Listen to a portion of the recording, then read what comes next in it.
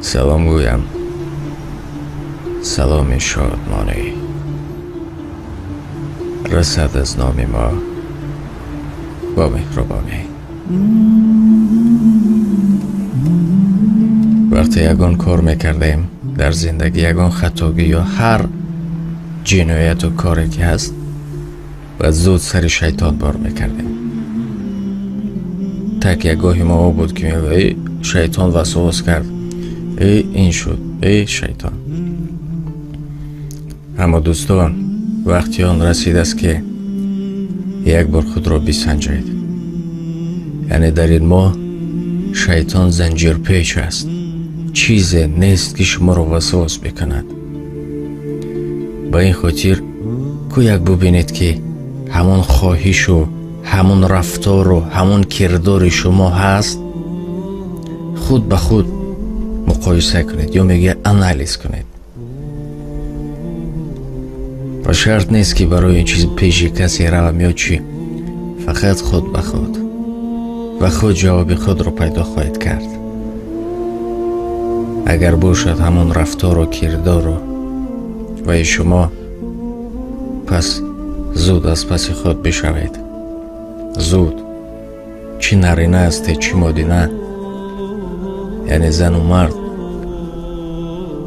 یک بار بسنجید بینید که همون حالت باشد، پس از پس خود بشوید. یک چی رو فراموش نکنید، اگر در این زندگی خودتان از پس خودتان نشوید، کسی پروای شما ندارد. باور کنید، کسی پروای شما ندارد. پس دلتان برای خودتان سوزد. گاه گاه به خود هم نگاه کنید. وقتی که ماشین میرانیم، اگر سر وقت خبر نگرفته استیم روان و دیگر بعد یک ویران شود، ضرر کران میارد. با این خاطر ما هم گاه گاه خودمون را تشخیص گذارونیم. یا که بدن حالت ها می شود، شبها خواب کنید، بعد حساب کنید. یکی شب من خواب میرم، چشم میپوشم، بعد میگم که امروز من چند قدر کار خوب کردم و چند قدر کار زشت. یک هفته کنید، پس معین میشود که در این طرفی کوچه هستید یا در این طرف. بعد کوشش کنید که آهسته آهسته کارهای خوبتون را زیاد کنید، بیشتر کنید. این دور گذارید. دو لشکر از فراموش نسازید در نزد دل. یکیش نفس است، دیگری عقل. کوشش کنید که به عقل داده شوید. نفس انسان رو به پستی و چی ها نمیارد. نگاه نکنید به اطراف که کی به شما چی میگوید. مهم و هر کسی که به شما به اعتباری یا که تو گفته لیلک نشان میتید، فراموش نکنید 3 تای دیگرش به سوی خودش هست.